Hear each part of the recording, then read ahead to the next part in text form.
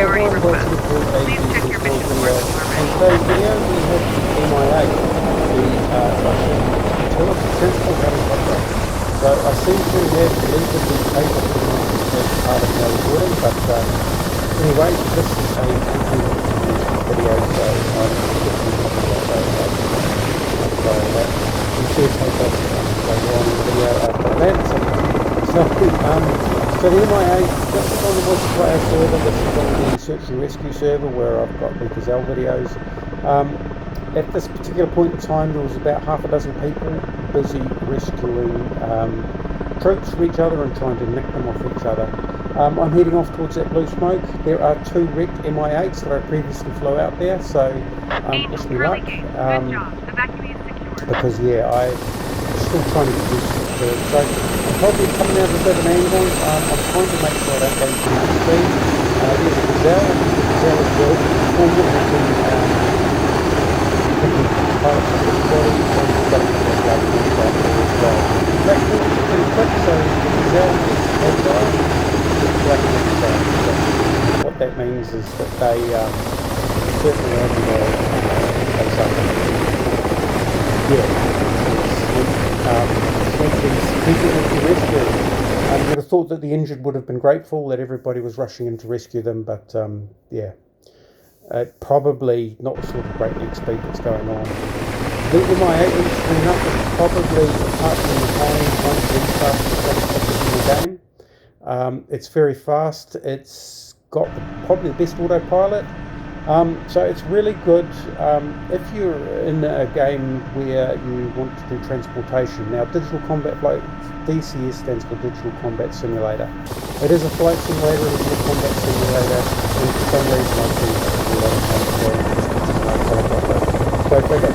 But it's a way to make yourself useful in if you're learning the game and you want to be useful on the multiplayer server.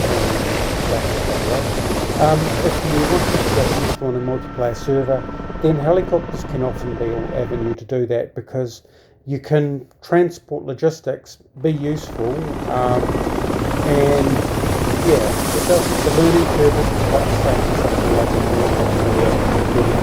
2021.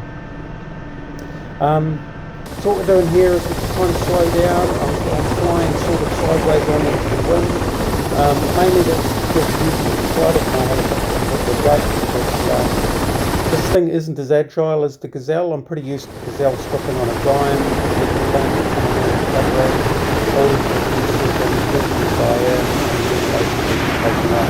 You can see that the Black Hawk is coming behind me. He's going to try and help me to cut that bird on the ground. Interestingly enough, you can see how unaffected the smoke is by the rotor. You get a glimpse actually later in the video. I'm so slow, it's so slow that I'll grab the guys and that's that water. As I said, you can see it take off. This is an unloaded Mi8, so I'm not doing a massive rolling takeoff. I am picking up going forward, but because it's so lightly loaded, it's able to carry a portable load. I've got one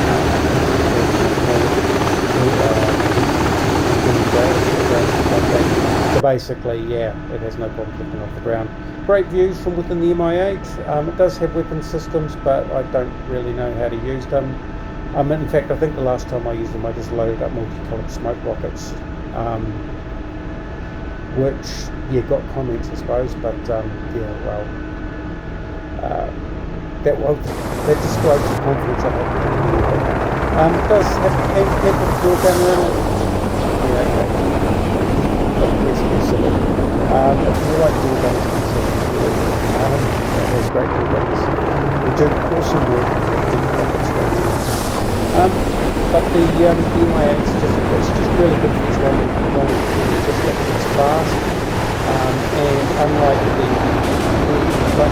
Fury, you can actually take it on. Once you get the trim set, it'll actually fly in the other part of the service and fly in a straight line. If you want to adjust course, you can just click the helicopter. I'll run through those a little bit later. That'll appear later in the video. Here you can see I'm just trying to head off, get my speed up as fast as I can. The altimeter is, so if you see there's a circle with a white top and a black bottom, that's the artificial rising. To the left of that is the speedometer, and that's showing about 250, slowing down to about 250 kilometers per hour. I probably need to learn to convert between kilometers an hour and knots, because American aircraft are all knots and Russian aircraft are all kilometers per hour, and very, very religiously so. Right, so what we're doing here is the nose picking up. I'm trying to make sure my vertical speed remains constant. That's probably our speed. Pushing the rotor slowing me down. I'm trying to get slow enough. I'm trying to recognise that point at which I lose that transitional lift, or that approximation lift, where blades, so blades are in the air.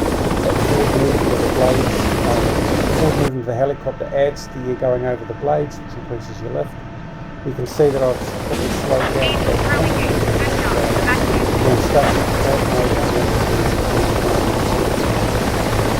So DCS is extremely highly accurate simulator. It's been simulated controls. Unfortunately, it breaks down at all. And you can see how perfect down is my vertical range flying basically straight through. You'd expect a lot more of that. Yeah, a lot of picked up a little bit of the smoke, but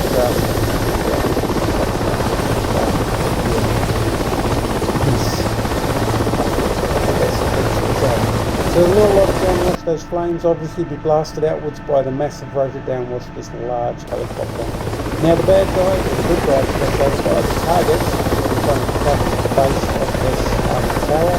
There's no way I'm going to land this helicopter in that space. I know that don't think there's any way to land this helicopter in that space, because I think that space takes us more because that means on the size. So any definitely right swing will take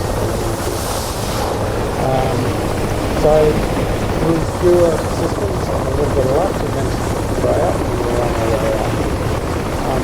So it's actually a pretty good feeling. The first time I picked up by landing, the second time by hopping, I never thought I'd do that in Mi8, at least not without a lot more practice. We're going to head off towards the next smoke. I actually only rescue 3 pilots. The Mi8's probably able to carry basically unlimited as far as this particular scenario is concerned. I think 18 or something. That's 18 chances to fall out of the sky. That's way too many chances that I was prepared to take, so I can take it. So we're coming in, travelling in slowly. I'm also picking on those guys that aren't really sort of sitting at the bottom of large tower blocks and compartments. So if I'm necessary, I could sort of land and either taxi or hover taxi in. Not that I'd really hover taxi much in the Mi8.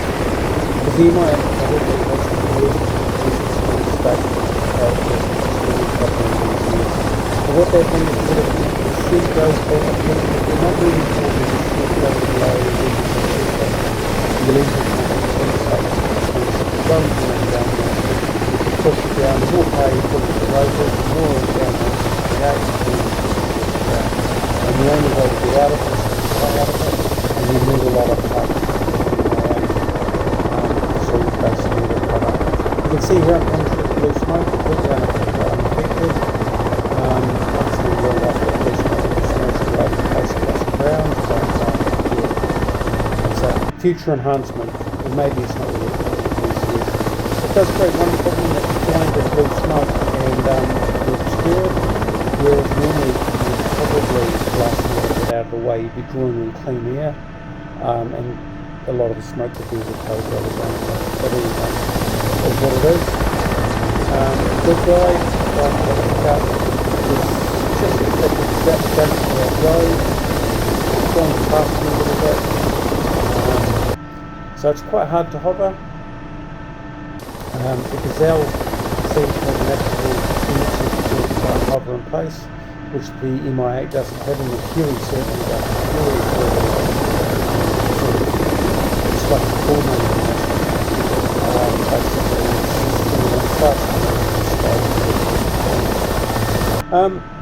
So here we are, we're coming in. Now what you'll probably see is lots of movement on the stick. it again, and you'll see the stick at the bottom of the screen is jiggling around. Actually, what I'm doing here is something called stirring the pot. Rather than just try and hold the steam and end up and sort of slide the pick up phone, I'm just winding the controls around a little bit so that I don't All stations, this is Curly Gate. We have received a priority request. Please check your mission board when you are ready. Probably a good idea as you can see, the other guys are still hard at it. This platform is still the green Black Hawk's heading off to the hospital. I'm heading off to the hospital. And what I'm doing here is I'm trying to set up my autopilot. So we'll spend a bit of time looking at the controls, that panel on the screen there. So you can circle it. There's 3 green lights. The middle one's lit. So there's a big sort of black rectangle or oblong in the middle there. So we've got the middle light lit, which needs to be lit all the time. That's stabilization. On the left is heading and on the right is altitude. And I'm just having a few problems with altitude because I'm trying to get that set. And if you change the altitude, the light comes off, so the autopilot disconnects. Once you get it on, there's a little toggle switch there you can use to request higher or lower.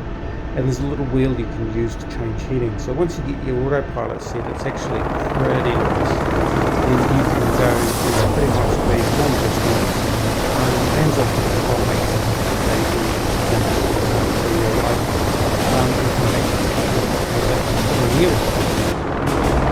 nice from the outside, and we are heading to the state hospital.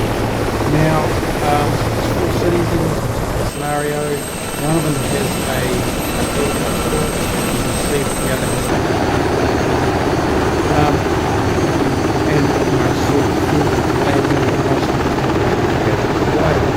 Mi8 previously. My experience with the Huey was really, really awful. Because what happens is I'd start sliding backwards and forwards and then just lose it. So we're coming up to the hospital. I think there's already a helicopter on the landing pad or about to be, and there's another one coming up behind. So I think there's a green one who arrives before us and a brown one or light green one coming after who land after us. So what we're doing here is just trying to get slow, just keep it slow, just enough speed to keep it steady.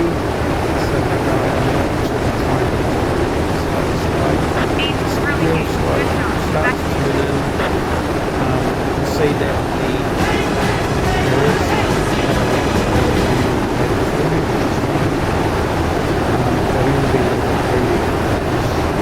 green one makes it down and the brown one between them and the green one. Good job. You can see there there's a Black Hawk. Landing pad, there he goes. And what he does is he very briefly takes off. So he's just going left to me. Past the building there. You can see him. And then this is the brown one. He's a little bit high. I pretended that he was up to too much altitude. So I figure that I've sort of got the rights. Coming in through the smoke, the red smoke's completely unaffected by our rotor washers, as all smoke is. Love pointing that out. I think I'll probably get a slap on the wrist for that, but anyway. So coming in over the helicopter landing pad, all I'm trying to do is keep my rate of descent so that I impact the pad at the right point. You'll hear a squeak as I pull on the brake. I land a little bit short. Get down there. The guys got out. Doesn't get to do my teammates saying I did it. So right, lift off, plenty of power, and what I'm going to do here is just rotate the helicopter and put together brake on that. Sort of just more, sort of like mucking around and sort of practice and observing from the helicopter. Quite useful to do. Not able to laze anything from this helicopter or perform any sort of support like that. And definitely observation helicopters are not a thing in DCS.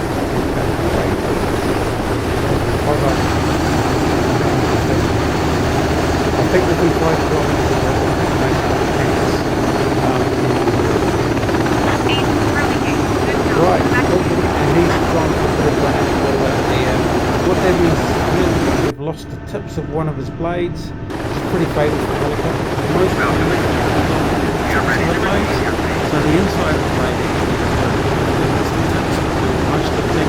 So if the chip he's tried to take off the pad, he can roll forward. The rotors have enough power for him to do that, but yeah, he's ended up on the road. So pretty good head job there. That's not me, which is good, and I'm going to get back to the home base. So in the last two videos, so thanks for watching. So the radio channel consciousness. That's the way I roll. Editing videos on my phone. So playing DCS on the high, on a high end, or at least it was a couple of years ago, gaming laptop, and then recording the videos and exporting the videos to my phone, where I'm used to doing my editing. So with all Russian helicopters, I'd recommend until you get used to it to land not exactly like this, because I don't turn clean into the runway and I turn well too close to the runway, but a rolling landing. So what that means is you just come in, you pull back on the stick, you pull down on the collective, basically try and getting our speed. You can see our speed's about 50 kilometers per hour. Our vertical velocities just a very slight sinking, and then we just touch down, make sure that we're stable, and then we touch the brakes once we know we're not going to go careening off madly.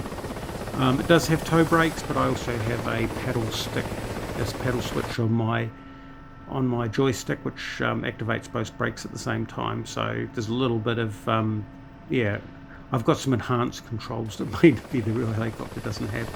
I'm going to taxi off the runway, not that it matters, because this is a helicopter only scenario. No one's going to be landing on that runway coming barreling through, but it's just sort of a clean thing to do. Anyway, that's the Mi8. I hope you enjoyed it. Thanks for watching.